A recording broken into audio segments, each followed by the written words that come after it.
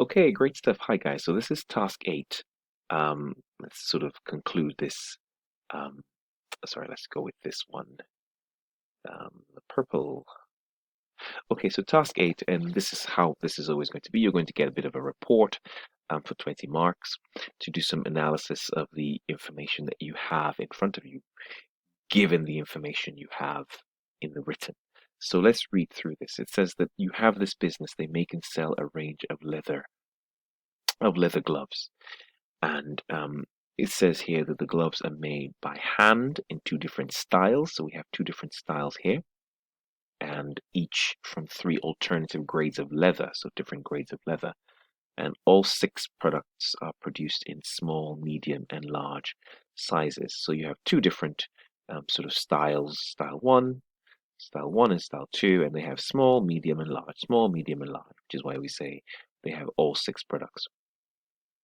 And so the gloves are sold to department stores, and the selling prices are negotiated by the sales manager. So the sales manager does the negotiation. You might probably see this as a sort of a tricky issue here because, well, we can talk about that, but you can possibly see that as a talking point. Because if different sales managers are negotiating differently, then we have different sort of revenue streams coming in.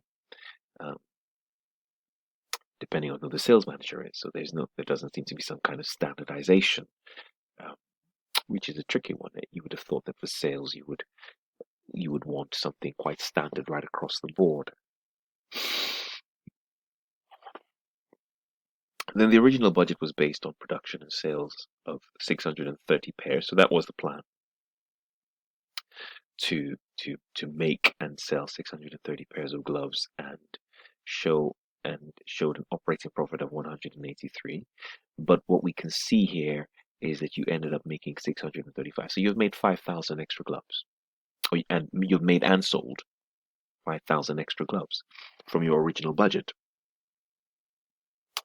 But the other thing about this picture is that these are whole figures. They talked about 6 different products, so we just have totals here. So hopefully you can see that that's a flaw in this design of this budget. There are only 6 products. We really should be able to make, and if you're doing the kit questions, we really and truly should be able to have a breakdown of this, see what's happening on the budgets for each individual product, and what actually happened. Okay, so it says here in the operating statement, but this has been flexed. So we have a flex situation here. That's the first thing. So it says there's been a noticeable shift in demand through the year, with increasing sales of gloves in the more intricate of the 2 styles. So we see that we have a growth. There's a growth in the sale of the gloves that are a bit more intricate, as they tell us. So that's the first thing to pick up on. And then it also tells us that well, of course, the budget has been flexed in proportion to the actual number of pairs of gloves, if you like, that were made and sold. So that's the first point. So we need to keep that in mind. So it says here the sale of small and medium-sized gloves have been greater than expected. So we know when we look at this when we discuss this volume of 630, that was the initial budget, and we compare that to the fact that we sold 635,000. We see that volume from a volume sense, from the point of view of volume, then we know what's responsible for that volume. We are told that we have a greater volume, right? Larger than expected. And also, we are told that we see increasing sales of gloves in the more intricate, if you like, but also there has also been an increased demand for gloves made of the best grade of leather. So the style with a better grade of leather has increased in demand. So these accounts are prepared each month. There's no whilst the sale of large size gloves has declined. So there's been a decline in the sale of large sizes. But interestingly enough,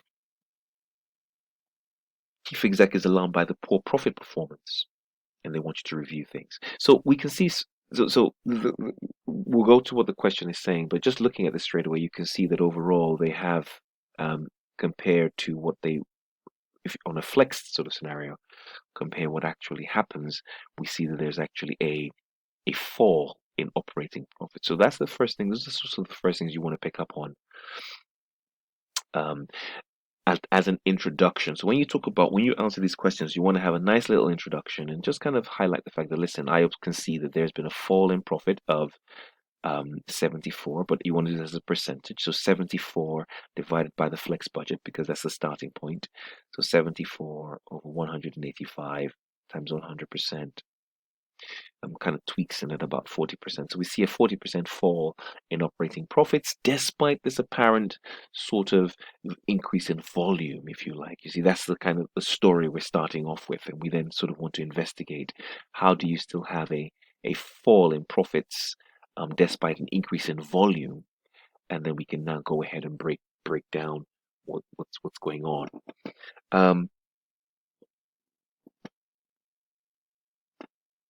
Let's see. So the first question starts off by saying that what they want us to do is to write an email, explain the reasons for the variances on sales revenue, materials, and labor. So let's go back and talk and look at what's going on there with sales revenue first of all. So let's look at sales revenue. We can see here that, discuss what you can see first of all.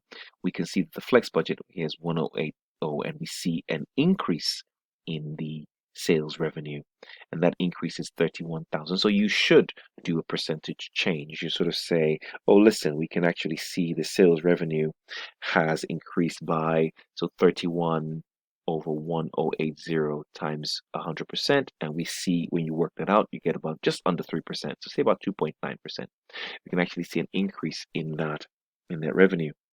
Now, because the volumes are the same, the only reason why you'll have an increase, because we're dealing with the same amount of volume, will be because there's been an increase in price. And you can come back and tell that story, if you like, that most likely, probably due to the fact that you have an increase in demand for your premium products, chances are you've been able to increase the prices on there. That's one position, if you like.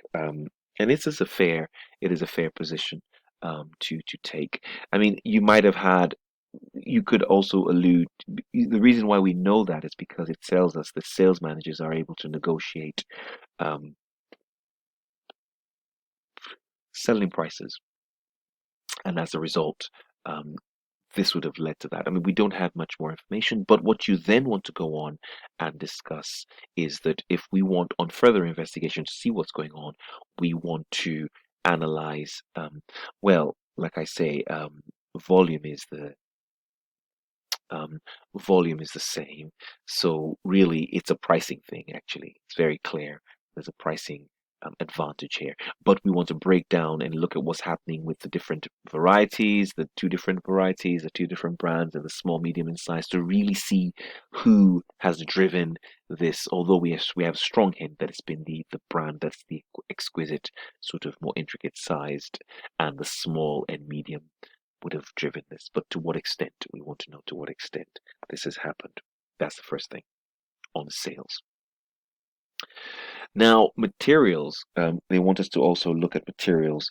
Let's look again, you literally compare the two. So you have this and this, you now have a 51. So 51 over 305 times 100%. You should do that percentage, and you do this and you'll see this is 17% above budget. Now, I suppose you will understand and argue, and I'm sure accept, that if suddenly there's been a demand for the more intricate pieces, the more expensive brands of leather, that will cost you much more than your initial plan, because maybe your initial plan, you were planning to sell a fixed number of, say for example, I don't know, you wanted to sell 50% of your sales were going to be on your normal first brand and the other 50% on the second brand, but maybe you've ended up selling 70% of the more expensive brand, so therefore you'll be paying more for leather. And so as a result of that, you will accept that that's a very strong reason why your materials um, could be different. Now, of course, what you also want to argue is that it is possible that this could be remember that material cost variances are made up of two variances: material price and material usage.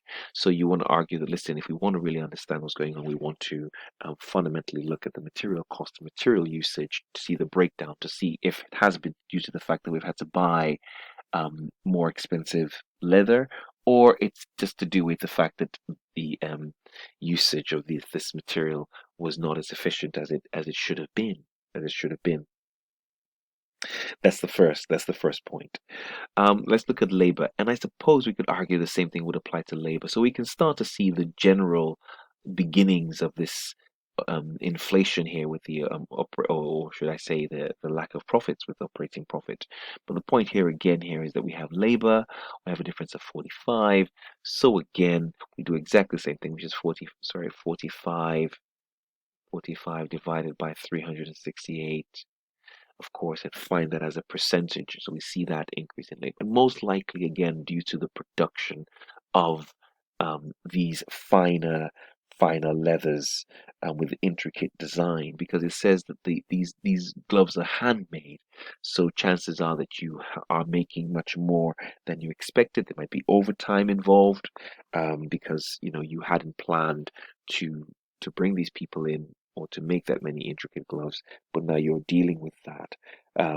Now, again, as usual, when you talk about these things, you want to say that, listen, yes, fair enough, it might be a pricing thing, but it might also be an efficiency thing.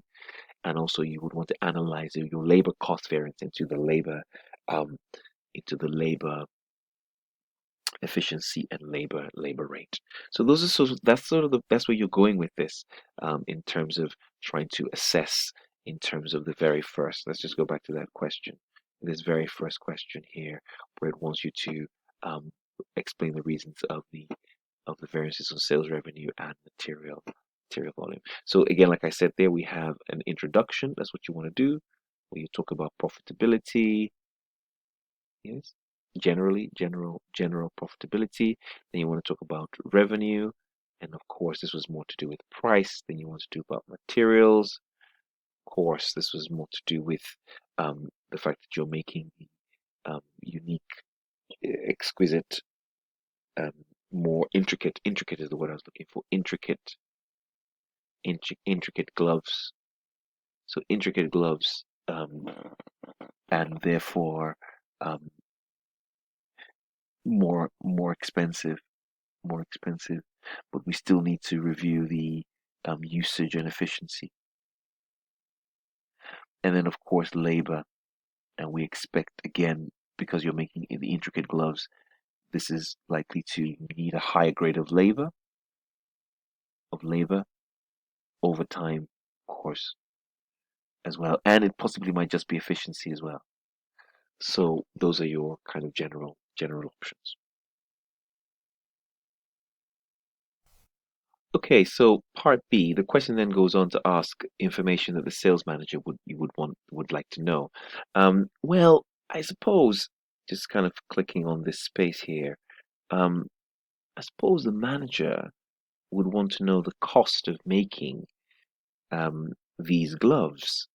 You see, because if the manager is aware of the cost of making the gloves, and when I say the gloves, literally, you want to break it up into all the gloves, if you like, the different brands, brand one, brand two, if you like, and wants to understand the cost of the grades of leather, if you like, involved in the small, medium, and large, small, medium, and large. So you see, if you understand what the costs are, in if you like, in making these products, then um, you want to be clear. The problem we're having right now is that you're currently looking at averages, right? If we look at averages, so what you don't want is to be, I mean, I guess it's just all good allocation. If you look at the, um, you, s- if you look here, you're making 635. pairs. This isn't very helpful, to be fair, because here all this manager knows by looking at this very broad document, which is not helpful at all, is that listen, I've spent 305 sorry, I budgeted to spend 305,000 um, on 635,000. And when you do that, you can now compare 356 divided by that to know what the cost is per pair, right? So 305,000 divided by 305, 300 and 305,000. But that's an average anyway, and that's useless to me. I need to understand the breakdown. So here I'm spending 48p on average on on a pair in terms of materials, and here I'm spending much more, probably like over 50 something p. So what I really want to understand is well what is the material cost of making these items.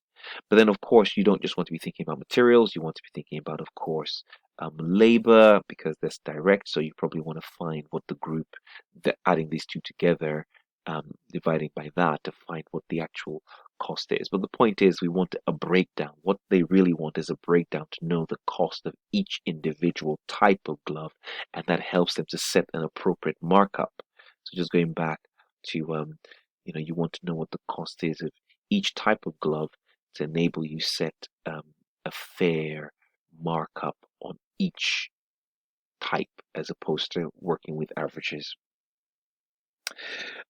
Because of course, you're having different grades, and these are all important points to sort of think about. So really, what we also want to know, of course, is what the variable costs are in making the product, because all these costs have to be covered. This is quite straight, and we want to. So to a certain extent, all this is important because we need to know that I've said the variable cost is because we sell, and then we have the variable cost, and then we have contribution, and that gives us an idea of how many units we're going to have to sell to meet that contribution. So it's really important to understand what all the variable costs are, if you like. I think it's important. Now, what the manager also wants to know is what the demand is for each of these products. So if he can see demand increasing, then they can increase depending on how elastic the product is. But when I say elastic, what type of demand there is. So if you can see demand increasing for a particular type of glove, they could afford to increase the pricing because, of course, take advantage of the high wave. And at the same time, for products that aren't selling or pushing, then they can decide, listen, you know what, why don't we bring down the costs a little, or bring down the price a little to actually get rid of that so they're not obsolete or they're not out of fashion. So ultimately, what are we saying? We want to break down to be able to know what the individual costs are so we can apply the right markup. That's kind of the point there.